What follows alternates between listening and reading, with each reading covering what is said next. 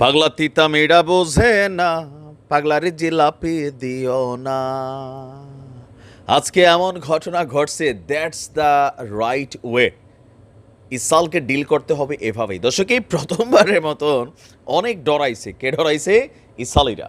আপনি ভাবতে পারেন যে ইরানরে আসলে আমি মাঝে মাঝে একটু চাই যে ভাই তোমরা নামো, এটাই তো দরকার। সারা বিশ্ব দেখতেছে না ইসরায়েল যে ডরায়। এই যে দেখেন আজকের প্রমাণ, ২৮টা দূতাবাস খালি করে ফেলছে। কারণ ইসরায়েল জানে ইরানের খেলা শুধুমাত্র ওই সীমান্ত টু সীমান্তে না, ইরানের কিন্তু বিশ্বজুড়ে তাদের কিন্তু মানে নেটওয়ার্ক আছে, ইতিমধ্যে অনেকগুলো দেশে তো আছেই।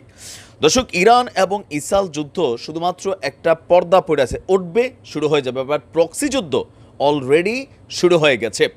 ইরানের ঘোষণার পর যে আমরা যুদ্ধের সর্বোচ্চ প্রস্তুতি নিয়েছি, আমেরিকা তুমি মাঝখান থেকে সরে যাও, এর পরপরই যুক্তরাষ্ট্র সতর্কতা জারি করেছে। আর সেই সতর্কতা জারির পর ইরানের হামলার ভয়ে বিশ্বের বিভিন্ন দেশে নিযুক্ত আপনার ইসরায়েলি রাষ্ট্রদূতদের সরিয়ে নেওয়ার পাশাপাশি দূতাবাসগুলোকেই খালি করতে শুরু করেছে আপনার ইসরায়েল। এরই মধ্যে কমপক্ষে ২৮টি দূতাবাস বা কনসুলেট ভবন অস্থায়ীভাবে বন্ধ করার ঘোষণা দিয়েছে যে আপনার কি বলে যে ইসরায়েল। খবর হচ্ছে জেরুজালেম পোস্টের। সিরিয়ার দামেস্কে ইরানি কনসুলেটে ইসরায়েলি বিমান হামলার প্রেক্ষিতে যে উত্তেজনাকর পরিস্থিতি তৈরি হয়েছে, আপনার এরপরে এসে দুইটা সিদ্ধান্ত নিয়েছে বড় ধরনের। একটা হচ্ছে সেনাবাহিনীর ছুটি ক্যান্সেল, সেনাবাহিনীকে আবারও রেডি করা হচ্ছে। পাশাপাশি মানে অন্যান্য দেশে ইরান তাদের এজেন্ট অথবা ইরানের যারা ফ্যান ফলোয়ার আছেন তারা যে কোনো ঘটনা ঘটাইতে পারে, সেই আশঙ্কায় এই ধরনের বড়সড় সিদ্ধান্ত নিল। এখন পর্যন্ত ইরানের স্বার্থে ইসরায়েলের সবচেয়ে বড় এ আঘাত সামাল দিতে পারতেছে না তেহরান, বা মানতে পারতেছে না। ইতিমধ্যেই দেশ জুড়ে ইসরায়েলের বিরুদ্ধে অভিযানের জন্য অনেকটা চাপেও আছে ইরান সরকার। এরই মধ্যে ইসরায়েলকে সমুচিত শাস্তি বা দৃষ্টান্তমূলক একটা জবাব দেওয়ার প্রতিজ্ঞা, ওয়াদা পুনর্ব্যক্ত করেছেন আপনার ইরানের যে আইআরজিসি আছেন সেটার যিনি প্রধান। আপনার সর্বশেষ বলা হচ্ছে যারাই ইরানকে ধ্বংসের চেষ্টা করেছে তাদেরকে কঠিন শাস্তির মুখোমুখি করা হবে ইরানের প্রশাসনের পক্ষ থেকে। ইরানের প্রতিশোধমূলক হামলার ভয়ে বাড়তি সতর্কতা জারি করেছে এই মুহূর্তে ইসরায়েল জুড়ে ইসরায়েলের সরকার।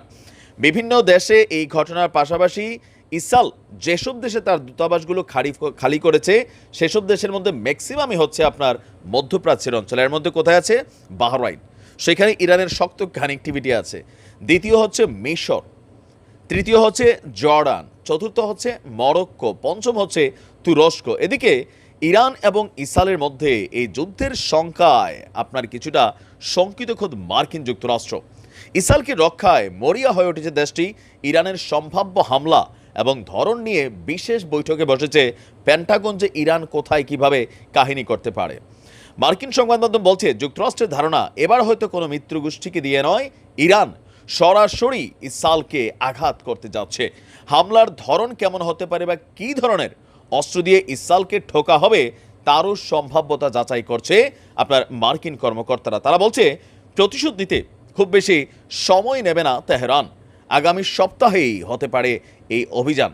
আর এতে ব্যবহার করা হতে পারে শাহেদ কামিকাজে ড্রোন এবং ক্রুজ মিসাইল, যার লক্ষ্যবস্তু হতে পারে ইসরায়েলের দূতাবাস কিংবা কনসুলেট ভবন। বিশ্লেষকরা বলছেন ইরানি কনসুলেট ক্ষেপণাস্ত্র হামলা চালানোর মধ্যে মধ্যপ্রাচ্যের পরিস্থিতি আরও উত্তপ্ত করে তুলেছে ইসরায়েল। এমনিতেই বীরদের নির্মূল করতে গিয়ে গত কয়েক মাস ধরে ওই যে সেখানে যে লড়াই চালিয়েছে, এমনি অনেকটা বৈশ্বিক চাপের মধ্যে আছে ইসরায়েল। আর এর মধ্যে ইরানের কনসুলেট ভবনে 11 জনকে হামলার মাধ্যমে শেষ করে দেওয়াটা ছিল ইরানের বড় একটা ভুল ডিসিশন, এমনটাই ভাবছে মার্কিন কর্মকর্তারাও। শুরু হতে যাচ্ছে বড় কিছু, অপেক্ষায় আছি। ভালো থাকুন, আসসালামু আলাইকুম।